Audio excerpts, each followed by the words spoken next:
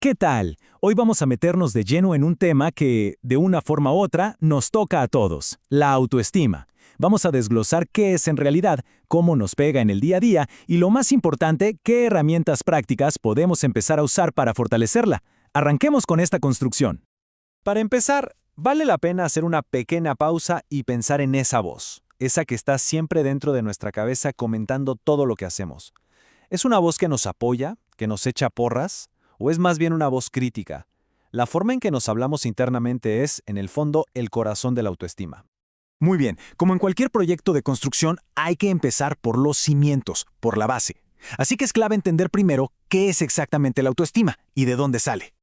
En pocas palabras, la autoestima es la opinión que tenemos de nuestra propia persona. Ojo, no se trata de creerse perfecto o superior, para nada. Se trata de reconocer que tenemos un valor fundamental como individuos, más allá de los errores o los aciertos.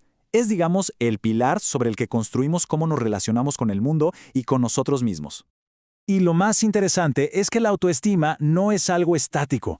No es que se nace con ella y ya está. Para nada. Es algo que se va moldeando todos los días. Se construye con cada experiencia que vivimos, cada logro, cada tropiezo. Y sobre todo, con la calidad de ese diálogo que tenemos con nosotros mismos y con cómo nos tratan los demás. Ahora, veamos cómo se ve esto en la vida real. La autoestima básicamente puede tomar dos caminos muy diferentes. Y saber reconocerlos es el primer paso para poder elegir el camino que de verdad nos fortalezca. Aquí el contraste es clarísimo, ¿no?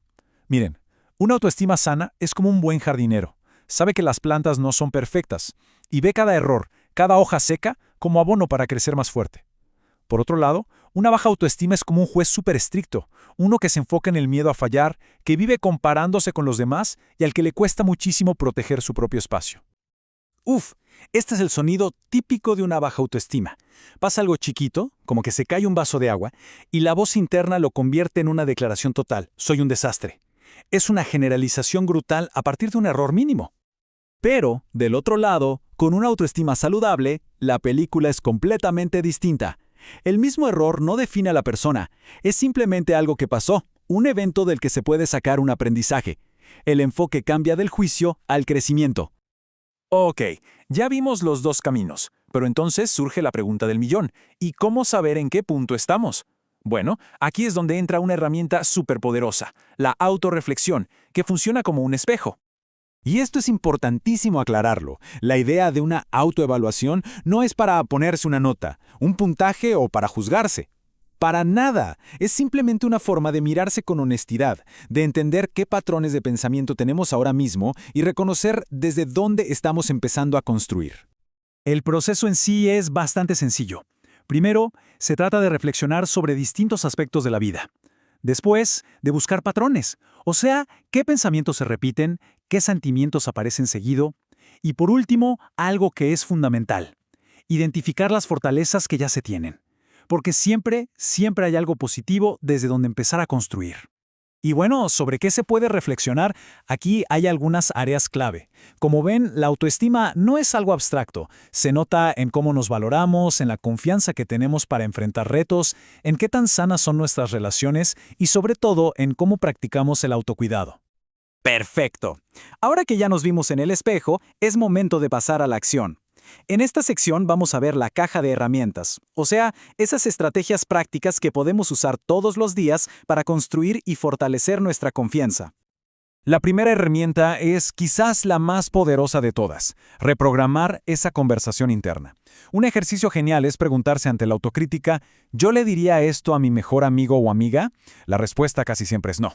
Se trata de practicar esa misma amabilidad con uno mismo, de reconocer los esfuerzos y de celebrar las pequeñas victorias del día a día.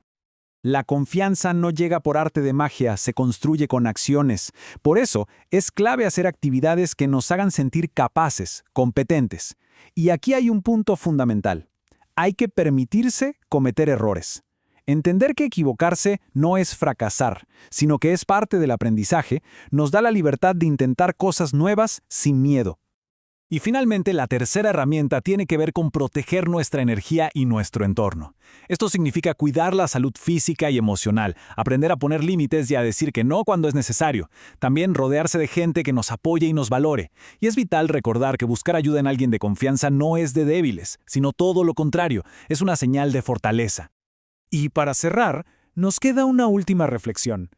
La autoestima se construye con pequeños actos, día a día, no con gestos gigantes.